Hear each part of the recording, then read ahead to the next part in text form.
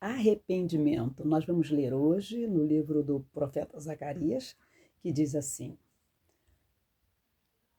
é exortação ao arrependimento. No 8º mês do 2º ano de Dario, veio a palavra do Senhor ao profeta Zacarias, filho de Berequias, filho de Ido, dizendo: O Senhor se irou com extremo contra vossos pais. Portanto, dize-lhes: Assim diz o Senhor dos Exércitos: Tornai-vos para mim, diz o Senhor dos Exércitos, e eu me tornarei para vós outros, diz o Senhor dos Exércitos. Não sejais como vossos pais, a quem clamavam os primeiros profetas, dizendo: Assim diz o Senhor dos Exércitos: Convertei-vos agora dos vossos maus caminhos e das vossas más obras. Mas não ouviram, nem se arrependeram, nem me entenderam, diz o Senhor. Vossos pais, onde estão eles? E os profetas, acaso vivem para sempre?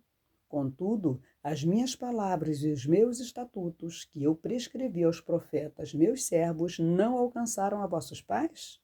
Sim, eles se arrependeram e disseram: Como o Senhor fez tensão de nos tratar como segundo os nossos caminhos e segundo as nossas obras, assim ele fez. Amém? Então, contudo, as minhas palavras e os meus estatutos que eu prescrevi aos profetas, meus servos, não alcançaram a vossos pais?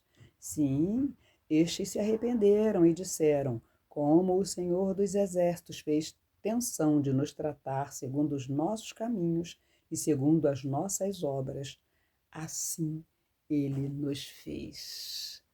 Arrependimento. O texto de hoje é um convite ao arrependimento. Zacarias nos faz reconhecer a realidade da ira de Deus. Ela foi demonstrada aos israelitas que se recusaram a ouvir a mensagem dos profetas e por isso foram punidos por meio do exílio, da destruição de Jerusalém e do templo. O povo não andou nos caminhos do Senhor e deveria arrepender-se para viver de acordo com a vontade divina. Não haveria outra opção para contar com o seu auxílio. Em vez de imitar a conduta errada de seus antepassados, tinham que dar passos seguros e concretos na direção de Deus. Isso nos desafia, pois só podemos contar com a presença de Deus quando nos voltamos arrependidos para Ele. Perdi aqui na lição, deixa eu ver. Também nos faz perceber a aceitação de Deus.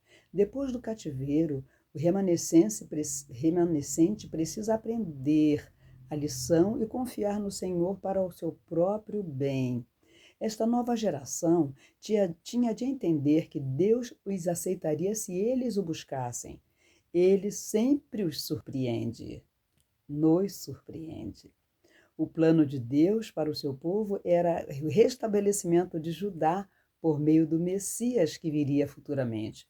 A mensagem de Zacarias, neste aspecto, era repleta de promessas e de esperança. Contudo, não podemos esquecer que a vida com Deus se manifesta quando a pessoa se afasta dos maus exemplos. Deus é santo e, apesar de amar o seu povo, odeia o pecado, a desobediência. Na mente dos ouvintes de Zacarias, ainda estavam frescos os ensinamentos do cativeiro como consequências de seus pais terem defraudado o Senhor, que sempre exigiu santidade do seu povo. Tinham que deixar de lado aquele fútil procedimento. Além disso, ao arrepender-se, deveriam atender os estatutos divinos, o que implica aceitar o tratamento imposto por Deus. Hoje também devemos estar atentos para a necessidade de arrependimento, não é mesmo? A misericórdia e o perdão de Deus estão disponíveis a todos que se arrependem. Todos, não têm escolhidos.